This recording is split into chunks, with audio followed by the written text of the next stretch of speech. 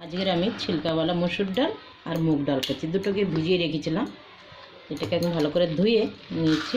এবার এটার মধ্যে কুকারে দিয়ে দিলাম আমি। এবার আমি 1 বাটি জল দিয়ে দিলাম, সেদ্ধ বসাবো। সাথে একটু হলুদ দিয়ে দিচ্ছি, 2টো সিটি দিলেই হয়ে যাবে। কুকারের ঢাকা বন্ধ। এবার আমি কুকারটা খুলে দেখছি ডালটা সেদ্ধ হয়েছে। ডালটা তো খুব ভালো সেদ্ধ হয়েছে, এরকমই চাই। চলো, ভালোই হচ্ছে সেদ্ধ। কড়াইয়ে তেল দিয়েছি, তেলটা গরম হয়ে গেছে। একটা শুকনো লঙ্কা দিয়ে দিচ্ছি আর তেজপাতা। এবার আমি গোটা জিরে দিয়ে দিলাম, একটু হিং ফোটন দিচ্ছি।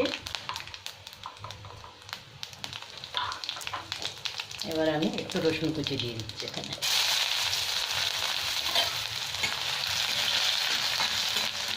আর রসুনটা 1-2 মিনিট ভেজে নেবো। তারপরে পেঁয়াজ আর কাঁচা লঙ্কা দিয়ে দিলাম, কাঁচা লঙ্কাটাও দিয়ে দিলাম আর পেঁয়াজ একটা দিয়ে দিলাম, কেটে রেখেছি ছোটো করে। পেঁয়াজটাকে একটু ভালো করে ভেজে নিতে। এখানে আমার পেঁয়াজটা ভালো করে ভাজা হয়ে গেছে।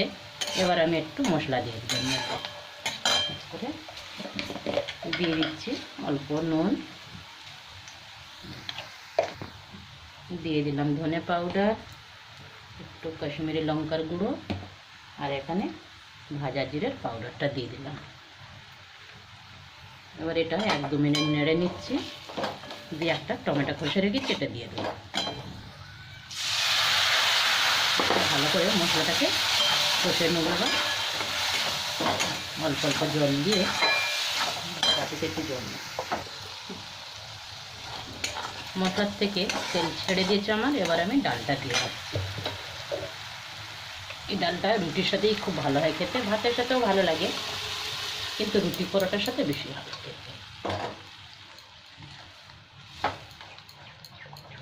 আর জল দেবো না, এতে এরকমই ঠিক ঠিক থাকবে, ভালো লাগবে, বেশ ঘন একদম।